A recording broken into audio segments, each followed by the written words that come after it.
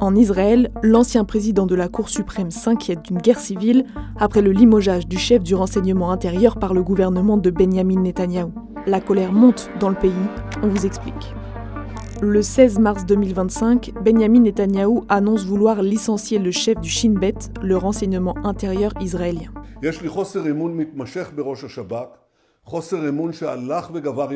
Et ça pour 3 raisons selon lui. La première, l'affaire du Qatargate.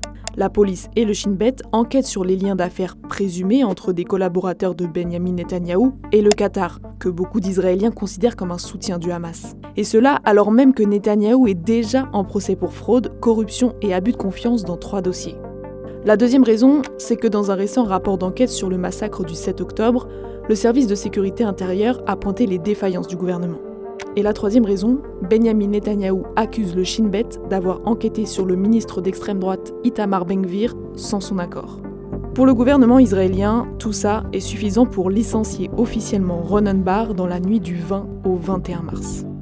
Sauf que dès le lendemain, le pouvoir judiciaire s'y oppose. D'abord, la Cour suprême suspend la procédure de licenciement du chef du Shin Bet. Puis, la procureure générale, qui a le pouvoir d'empêcher toute action du gouvernement jugée illégale, décide d'interdire au gouvernement de prendre toute mesure portant atteinte au statut du chef du Shin Bet. Concrètement, cela veut dire qu'il est impossible de nommer un nouveau chef, ni même de mener des entretiens pour le poste. Dans le pays aussi, la colère monte. De nombreuses manifestations ont eu lieu, et les manifestants accusent le Premier ministre de vouloir concentrer le pouvoir. We are very concerned that these are the last days of Israel as a democracy. Quant à l'ancien président de la Cour suprême qui s'est inquiété d'une possible guerre civile,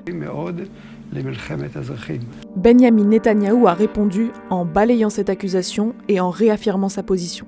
Ronen Bar lo yishaer rosh hashabak, lo tiyeh milchemet achim, v'Israël tishaer medina démocratique. Un discours de fermeté qui s'accompagne d'un autre coup de force le lendemain. Le gouvernement a voté une motion de censure contre la procureure générale d'État, celle qui s'était opposée à Netanyahou sur le limogeage du chef du Shin Bet. Une décision qui ouvre aussi la voie à son licenciement. Elle a alors répondu par une lettre. Le gouvernement cherche à se placer au-dessus de la loi et à fonctionner sans contre-pouvoir. Ces tensions internes au pays arrivent alors qu'Israël a rompu le cessez-le-feu avec le Hamas le 17 mars en bombardant la bande de Gaza.